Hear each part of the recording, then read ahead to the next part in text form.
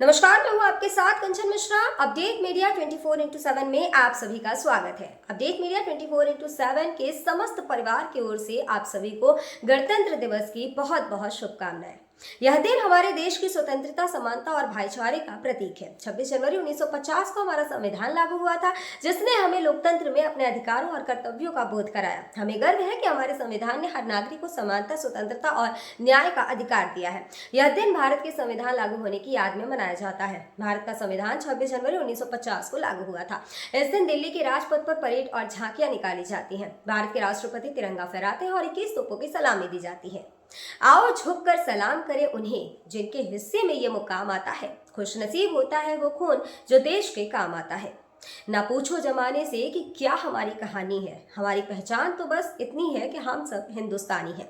ना जियो धर्म के नाम पर, ना मरो धर्म के नाम पर, इंसानियत ही है धर्म वतन का, बस जियो वतन के नाम पर। एक बार फिर से आप सभी को अपडेट मीडिया 24x7 के समस्त परिवार की ओर से गणतंत्र दिवस की बहुत।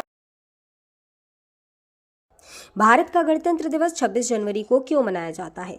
जैसा कि आप जानते हैं कि गणतंत्र दिवस हमारा राष्ट्रीय पर्व है जो 26 जनवरी को मनाया जाता है। हर साल गणतंत्र दिवस के दिन भव्य परेड का योजना बनाया जाता है जो इंडिया गेट से राष्ट्रपति भवन तक होता है। इस परेड के दौरान थल सेना, वायुसेना और नौसेना के जवान शामिल होते हैं। इस परेड के दौरान तीन सेनाओं के प्रमुख राष्ट्रपति को सलामी देते हैं। यही नहीं, इस दिन तीन सेनाएं आधुनिक हथियारों का प्रदर्शन भी करती हैं जो राष्ट्रीय शक्ति का प्रतीक है। लेकिन आप जानते हैं कि गणतंत्र दिवस 26 जनवरी को ही क्यों मनाया जाता है? दरअसल 1950 ईस्वी में मुझे भारत सरकार अधिनियम को हटाकर भारत का संविधान लागू किया गया था। संविधान को लागू करने के लिए 26 जनवरी का दिन इसलिए चुना गया क्योंकि साल 1929 में दिसंबर में लाहौर में भारतीय राष्ट्रीय कांग्रेस का अधिवेशन पंडित जवाहरलाल नेहरू की अध्यक्षता में हुआ था। इस अधिवेशन में प्रस्ताव पारित कर इस बात की घोषणा की गई कि यदि अंग्रेज सरकार द्वारा 26 जनवरी 1930 तक भारत को स्वतंत्र देश का दर्जा नहीं दिया गया तो भारत को पूर्ण रूप से स्वतंत्र देश घोषित कर दिया जाएगा। जब अंग्रेज सरकार ने कुछ नहीं किया तब कांग्रेस ने 26 जनवरी 1930 को भारत को पूर्ण स्वराज घोषित कर दिया। 26 जनवरी 1950 के दिन सुबह 10:18 पर भारत एक गणतंत्र बना। इसके 6 मिनट बाद 10:24 पे राजेंद्र प्रसाद ने भारत के पहले राष्ट्रपति के रूप में शपथ ली। इस दिन पहली बार बतौर राष्ट्रपति डॉक्टर राजेंद्र प्रसाद बग्घी पर बैठकर राष्ट्रपति भवन से निकले थे। इस दिन पहली बार भारतीय सैन्य बल की सलामी ली। पहली बार उन्हें गॉर्ड ऑफ स्वामित्व दिया गया था। गणतंत्र दिवस के दिन भारत में राष्ट्रीय अवकाश भी घोषित किया जाता है। यह हमारे देश के लिए बेहद ही खास पर्व है। साथ ही यह हमारे लिए बेहद ही गर्व का विषय है कि हमारे राष्ट्र को एक गणराज्य के रूप में स्थापित हुए 76 वर्ष पूरे हो चुके हैं। देश की संप्रभुता और एकीकरण को दर्शाने वाला यह त्योहार हर भारतीय के मन में देशभक्ति की भावना का संचार करता है। 26 जनवरी 1950 21 तोपों की सलामी के साथ तिरंगा फहराते हुए राष्ट्रपति डॉक्टर राजेंद्र प्रसाद ने स्वतंत्र भारत का स्वनिर्मित संविधान लागू किया। भारत के नए युग की शुरुआत के साक्षी देशवासियों सहित सी गोपालाचारी, जवाहरलाल नेहरू, सरदार पटेल जैसे गणमान्य बने। मात्र 3 साल पहले आजादी की सुबह देखने वाले देश ने अपना संविधान बनाकर विश्व को अपनी संप्रभुता का परिचय दिया। हालांकि ये डगर इतनी आसान नहीं थी। इतिहास के पन्नों को टटोले तो मालूम होता है कि स्वराज के साथ ही अपने संविधान, हक और हुकूम की लड़ाई बेहद चुनौती भरी थी। दरअसल अंग्रेजों की गुलामी से त्रस्त देशवासियों को प्रथम विश्व युद्ध के दौरान एक सुनहरा अवसर हाथ लगा जब ब्रिटेन की ओर से मदद की गुहार लगाई गई। भारतीयों ने सहर्ष प्रस्ताव स्वीकार किया और वर्ल्ड वॉर में ब्रिटेन के साथ खड़े नजर आए। यह उद्देश्य के साथ कि उन्हें आगे चलकर अंग्रेजों की हुकूमत से आजादी मिल जाएगी। लेकिन एक बार फिर अंग्रेज अपनी बात से पलटते नजर आए और आजादी के बदले लेकर आए भारत सरकार अधिनियम 1919। इस अधिनियम का असर ये रहा कि देश के कुछ बड़े प्रांत में दोहरी शासन प्रणाली व्यवस्था लागू हुई। इसके तहत स्वास्थ्य, शिक्षा, कृषि जैसे विषयों को भारतीय मंत्रियों के सम्मुख सौंप दिया गया था। वहीं दूसरी तरफ से सैन्य, रक्षा और विदेशी मसले जैसे अहम मुद्दे वायसराय के अधिकार क्षेत्र में रहे। इसके अनुरूप भारतीयों को यह आश्वासन दिया गया कि इस अधिनियम से पड़ने वाले प्रभावों का विषय में भविष्य में आकलन किया जाएगा। अंग्रेजों के इसी कदम ने जमीन तैयार की साइमन कमीशन की। जो साल 1928 में भारत की धरती पर दाखिल हुआ। साइमन कमीशन ने बड़े ही नाटकीय अंदाज में संवैधानिक सुधारों की समीक्षा कर अपनी रिपोर्ट तैयार की। लेकिन अब समय बदल गया है। अब देशवासी अंग्रेजों के बहकावे में नहीं आने वाले थे, क्योंकि स्वराज के साथ साथ अपने संविधान की मांग भी धीरे धीरे देशवासियों के मन में परवान चढ़ने लगी थी। साइमन कमीशन रिपोर्ट के बाद देश भर में जमकर आंदोलन हुए। इसे शांत करने के लिए ब्रिटिश सरकार ने राउंड टेबल कॉन्फ्रेंस का आयोजन किया। हालांकि देश के सभी वर्ग के नेता इसमें शामिल नहीं थे, इसलिए ये एक असफल प्रयास सिद्ध हुआ। लेकिन जहां एक तरफ ब्रिटिश हुकूमत भारतीयों के इरादों को एक बार फिर भुलाने के जद्दोजहद में लगी थी, तो वहीं दूसरी तरफ देश के वीर सपूतों ने अपने संविधान का खाका तैयार भी कर लिया था। साल 1928 में मोतीलाल नेहरू सहित 8 कांग्रेस नेताओं ने एक संविधान का मसूदा तैयार किया, जिसकी नींव 1921 में भारतीय राष्ट्रीय कांग्रेस के कराची अधिवेशन में तय की गई थी। इस तरह स्वतंत्र भारत के संविधान की रूपरेखा सजने लगी थी। समय का पहिया आगे बढ़ता गया। फिर आया गवर्नमेंट ऑफ इंडिया एक्ट 1935, जिसे हमारे संविधान का संरचनात्मक आधार कहा जाता है। दूसरे शब्दों में कहें तो यह एक फाउंडेशन बन गया, जिसके ऊपर मौजूदा संविधान की भव्य इमारत खड़ी हो गई।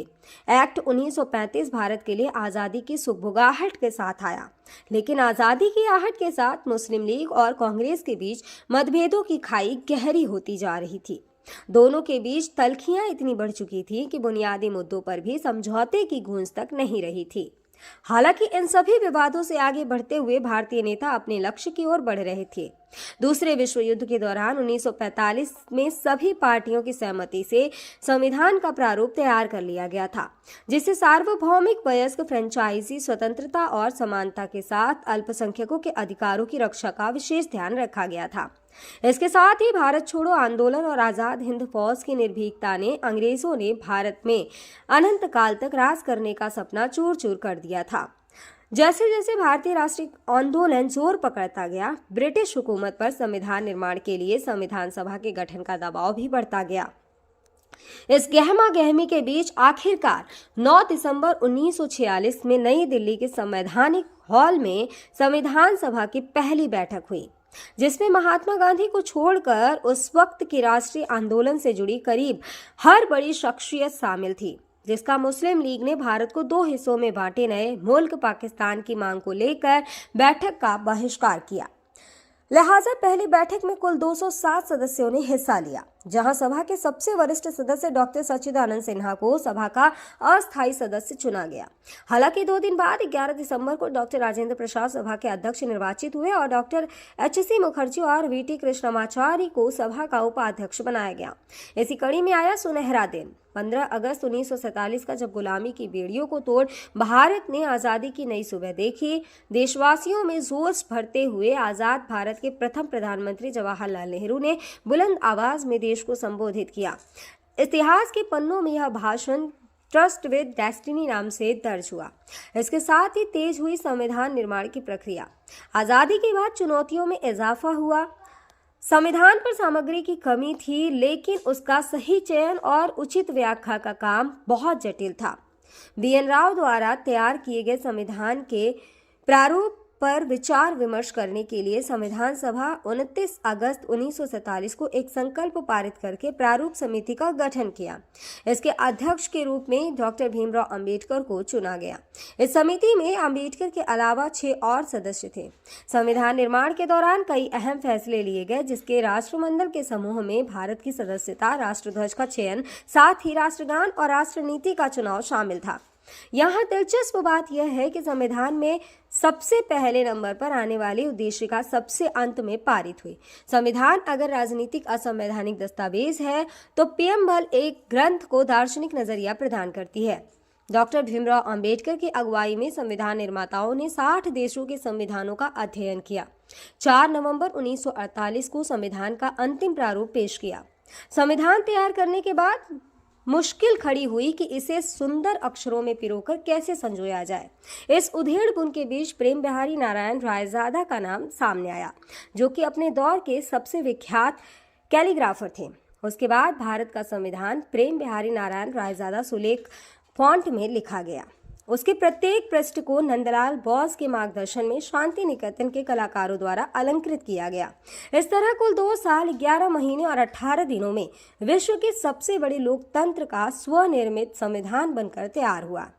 आधिकारिक तौर पर 26 नवंबर 1949 को संविधान को पारित किया गया, जिस पर संविधान समिति के 15 महिलाओं सहित 284 सदस्यों ने हस्ताक्षर किए।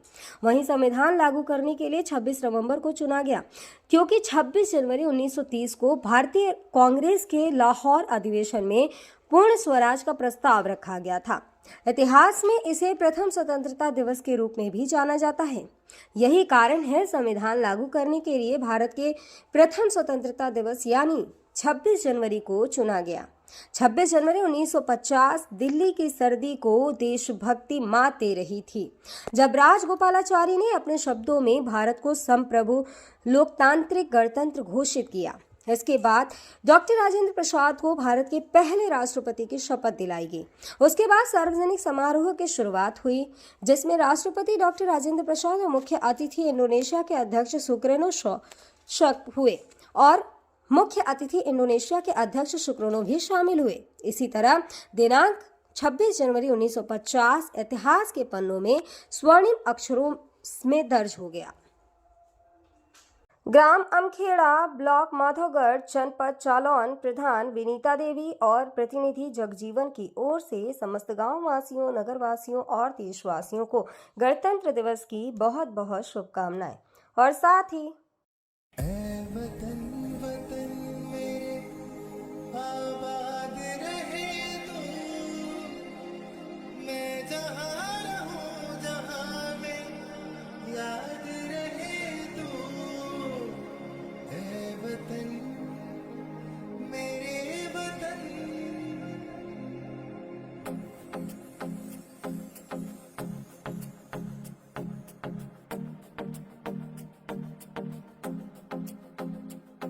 मेरा रंग दे,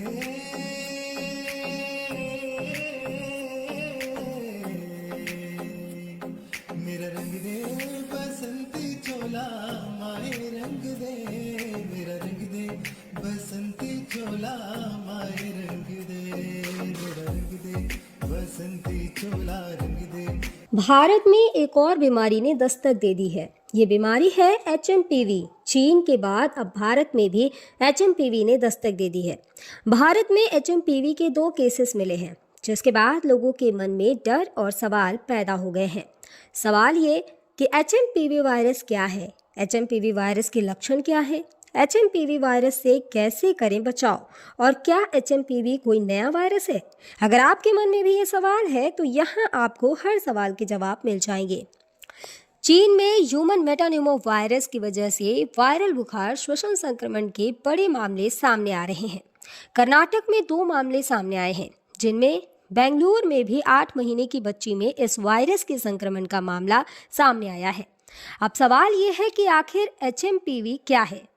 HMPV यानी ह्यूमन मेटान्यूमो वायरस एक श्वसन वायरस है जो फ्लू जैसे लक्षण पैदा करता है। अब निचले और ऊपरी श्वसन संक्रमण जैसे सर्दी का कारण बनता है। यह एक मौसमी बीमारी है जो आमतौर पर सर्दियों और शुरुआती वसंत में होती है, जो RSV यानी रेस्पिरेटरी सिंसिटियल वायरस और फ्लू के समान होते हैं। इससे बचाव के लिए HMPV आमतौर पर बच्चों में ही डिटेक्ट होता है। सभी फ्लू सैंपल में से 0.7% में HMPV होते हैं।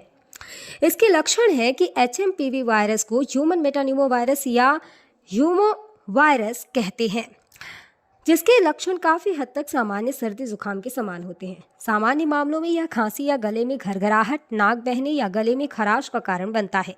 छोटे बच्चों या बुजुर्गों में HMPV का संक्रमण गंभीर हो सकता है।